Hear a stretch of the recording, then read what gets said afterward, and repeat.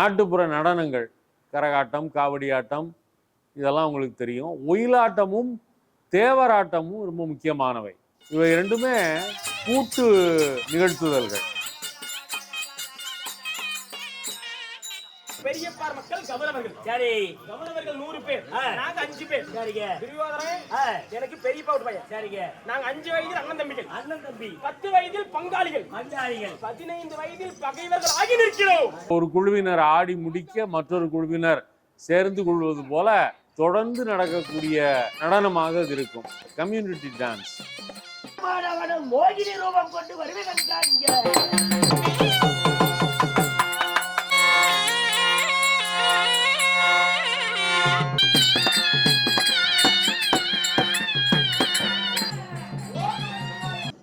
எடுத்துரைத்தேன் என்னுடைய வார்த்தைக்கு நீ மறுவார்த்தை எடுத்துரைக்கவில்லை. ஊர்க்காரர்கள் பெரிய அளவிலே பங்கேற்கிறார்கள். மொத்தத்தில் பார்த்தீங்கன்னா தொழில்முறை கலைஞர்களாக இருந்தாலும் சரி, ஊர்க்காரர்களே நடத்தக்கூடிய நாடகமாக மற்ற கலைகளாக இருந்தாலும் சரி, அவற்றிலே பங்கேற்பு என்பது மிக விரிவாக இருக்கிறது. இன்னுமா போதை இறக்கல மூடிட்டு படுப்பியா என்னமா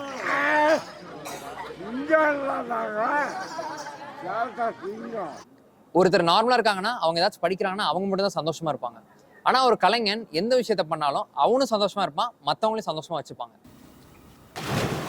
ஸ்டேஜுக்கு போயிட்டாலே நம்ம காது ரெண்டும் பின்னாடி இருக்கணும், கண்ணு ரெண்டும் முன்னாடி இருக்கணும், நம்ம கவனம் பாடத்தில் இருக்கணும், நம்ம நாடகம் நடிக்கணும். இத்தனை வகையும் ஒன்றா கவனித்து ஆடினா தான் நாடகம் சிறப்பாக இருக்கும். கூத்திலே கட்டை கட்டி ஆடுகிற ஒரு மரபு உண்டு. அதனால தான் இப்போ சில பேர் அதை கட்டை கூத்து என்றும் அழைக்கிறார்கள். தோளிலே புஜக்கட்டை, தலையிலே கிரீடம், மாறிலே மார்பதக்கம், இவையெல்லாம் கட்டையினாலான இந்த ஜாமான்களை அணிந்து கொண்டு ஆடுவதுதான் கூத்து.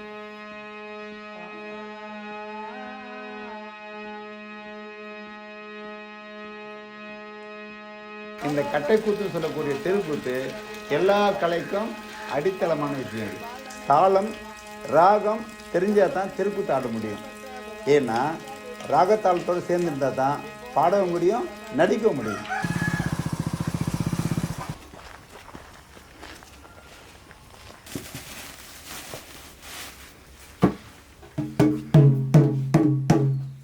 இந்த தெருக்கூத்தில் ஏதோ மனசுக்கு திருப்தியாக இருக்க தவிர நிம்மதி கிடையாது. ஏன்னா இந்த 40 ஆண்டு காலத்தில் நான் பெருசாக என் குடும்பத்துக்காக எதையும் நான் சாதிக்கலை, சேர்த்து வைக்க முடியல. ஏன்னா சம்பாதிக்கிற காசு செலவுக்கும் நம்ம சாப்பாட்டுக்கும் சரியாக போயிடுது. அதனால் இதை நம்ம தெருக்கூத்தையே நம்பி வாழ்றது வந்து ரொம்ப கஷ்டமான விஷயம். இந்த கஷ்டமான விஷயத்த இருந்தாலும் பாரம்பரிய கலை கெட்டு போகக்கூடாது அப்படி சொல்லிட்டு நிறைய பிள்ளைங்களை சேர்த்து அதுக்கு நாடகத்தை சொல்லிக் கொடுக்குறோம். அப்போ இவங்களுக்கு போதுமான மேடை இருக்கான்னா அது ஒரு கேள்விக்குறியாக தான் இருக்குது இன்றைக்குமே. அதாவது இன்னைக்கு சென்னையில் வந்து எத்தனையோ சபாக்கள் இருக்கு, அங்கே வெறுமனே கர்நாடிக் மட்டும்தான் இசைக்கணும், இது மட்டும் தான் இசைக்கணும் அப்படின்னு இருக்கு. வெஸ்டர்னை மட்டும் ஆண் பார்த்து சபால கூப்பிட்டுலாம் வாசிக்கிறாங்க. ஆனா நம்மளோட நாட்டுப்புறத்துக்கும் அந்த அந்த அந்த அந்த மேடை தேவை. இது கலைஞருக்கு என்னன்னா போதிய மரியாதை கிடைக்காது, அவ்வளோதான். அதில் இப்போ தெருக்கூத்துக்காரன்னு சொன்னாவன் கூத்தாடுறவனா அப்படின்னு ஒரு கேவலமாக நினைப்பாங்க. ஆனால் இருந்தாலும் நம்முடைய பாரம்பரியத்தை காப்பாற்றுறதே தெருக்கூத்து தான்.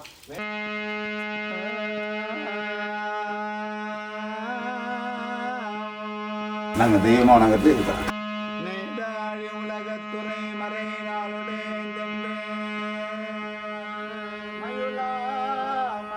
வயதான கலைஞர்களுக்கும் இருக்கிற இளைய கலைஞர்களுக்கும் ஊக்கம் கொடுக்கணும். ஊக்கம் கொடுத்தா தான் இந்த கலை வளர்க்க முடியும். ஊக்கம் தரத்துக்கு யாரும் கிடையாது. அதே மாதிரி நலிந்த கலைஞர்களுக்கும் அவங்களை தூக்கி நிறுத்துறதுக்கும் அதுக்கு ஆள் கிடையாது. இன்னைக்கு இருக்கக்கூடிய காலகட்டத்தில் நம்மளோட கலைஞர்களுக்கு மேடை தேவை. அந்த மேடையை வந்து இங்க இருக்க அரசோ இல்லை வந்து தனிப்பட்ட நிறுவனங்களோ அந்த மேடையை வந்து உருவாக்கி தரணும். ஏன்னா அப்பதான் அந்த கலை வாழும். கிராமிய கலைஞர்காய் நம்முடைய பாரம்பரியத்தை காப்பாற்றுறாங்க அப்படி சொல்லிட்டு இந்த கிராமிய கலைஞர்களுக்கு அரசாங்கமே முன்ன வந்து எதனா செஞ்சாக்கா நல்லா இருக்கும். இது செய்யறது இல்லை. அதனால இந்த கலையானது நாளுக்கு நாள் குறைஞ்சிக்கிட்டே வருது. இதனால சரி தெருக்கூத்து வந்துடுறாங்க. ஆனால் வந்தாலும் அந்த கலைஞர்கள் வந்து எதிரியே அந்த மாதிரி இருக்குது இல்லை. திடீர்னு ஒன்று வேலை கிடைச்சா ஓடி போயிடுறாங்க. அப்போ என்ன பண்ணுது, நம்ம ஒருத்தருக்கு நம்பி நாடகத்துக்கு தான் நம்ம வாங்கிட்டோம்னாக்கா பிறகு அந்த ஆளுட்டுமே அங்கே நடிக்க முடியல. அப்போ அது கஷ்டம் வருது. அதனால வேண்டி கலை உலகத்தில் இருக்காங்கன்னா அந்த கலை உலகத்தில் அவங்க நிரந்தரமாக செய்யணும்னாக்கா அவங்க போதிய வருமானம் இருக்கும். போதிய வருமானம் இருந்தோம்னாக்கா கலை உலகத்துக்கு போக மாட்டாங்க. கலைஞரா அவங்க உடனே கௌரவம் இருக்கணும். அப்போ தான் நாங்கள் போய் தொழில் செய்ய முடியும். இதிலெல்லாம் மனசு வருத்தம் என்ன, மனம் வருந்தனா கூட எங்களுக்கு இதை விட்டு போக முடியாது. எனக்கு இதுதான் பழப்பு, இதுதான் நான் வழி, எனக்கு இதை விட்டால் வேறு வழி இல்லை. இதை வச்சு தான் என் குழந்தைங்க மனைவிங்க எல்லாம் சாப்பிட்றாங்க.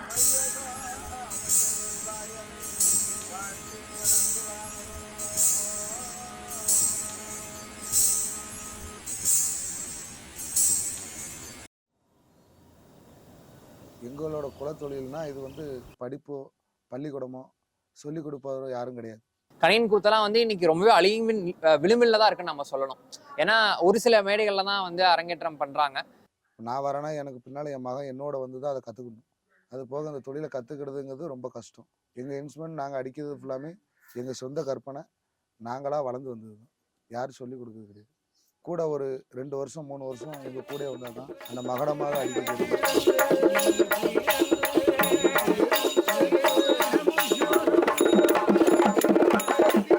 பறைய வந்து மகுடம்ங்கிற ஒரு பேர்ல இசைப்பாங்க. உச்சம்ங்கிற மகுடம் வாசிக்கிறேன். இந்த கணியான் குத்து தொழில ஒரு 12 வருடமாக பார்த்துக்கிட்டு இருக்கேன். ஸ்கூல் படிச்சுட்டு இருக்கும்போதே அப்பப்போ தொழிலுக்கு போய் கொஞ்சம் பழக்கம் உண்டு.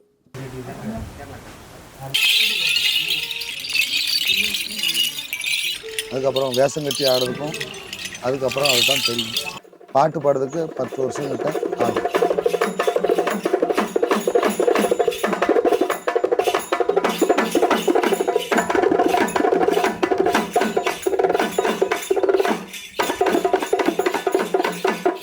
அக்காலத்தில் பார்த்தீங்கன்னா எங்கள் தாத்தாலாம் பாடச்சில சாமியினோட கதையை மட்டும் தான் பாடிக்கிட்டு இருந்தாங்க. நாங்கள் வந்து சினிமா பாடல்களையும் அதில் உள்ள ராகங்களையும் எங்கள் அறிவுக்கு தெரிஞ்ச மாதிரி ஒவ்வொன்றா கேட்டு கேட்டு கேட்டு நாங்களாக கொஞ்சம் வளர்ந்து வருகிறோம். நான் என்னை பொறுத்தவரையில் இந்த நாட்டார் கலைகளை பாதுகாக்க புதுப்பிக்கிறதுல மாற்றங்களை கொண்டு வருவதில் எனக்கு கருத்து வேறுபாடு கிடையாது. காலத்துக்கு ஏற்ற மாதிரி அதை செஞ்சு தான் ஆகணும். நாங்கள் சாமியோட கதையை சொல்லி தான் பாடுவோம். எங்களுக்கு முடிஞ்சவாறு அவங்களுக்கு அது தெரியணும், தெளிவாகவும் கேட்கணும், நாங்கள் அடியும் கொடுக்கணும், ஆடவும் செய்யணும், பாட்டும் பாடணும். நாகரிகம் என்ற பேரில் மாற்றங்கள் ஏற்படுத்துகிறாங்க. ஆனால் அந்த மாற்றங்கள் மக்களிடம் சென்றடைகிற விதத்தில் இருந்தால் அதை மக்கள் ஏற்றுக்கொள்வார்கள்.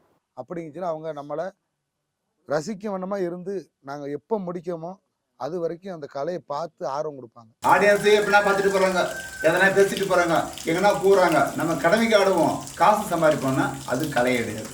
நம்முடைய பழைய கலைகளை எடுத்துக்கொண்டோம் என்றால் முக்கியமானது என்னவென்றால் அவை தனி மனிதன் சார்ந்தவை அல்ல. கலை அப்படிங்கிறது சமூகத்துக்கானதான். அதாவது சமூகம்னா யாருன்னா மக்களுக்கானதான் கலை. ஸோ மக்களுக்கானதான் கலை, கலை மக்களுக்கானது அப்படின்னு தான் நம்ம அதை சொல்லணும். கலை என்பது மனிதனுக்கு, மனித சமூக வாழ்க்கைக்கு இன்றியமையாதது.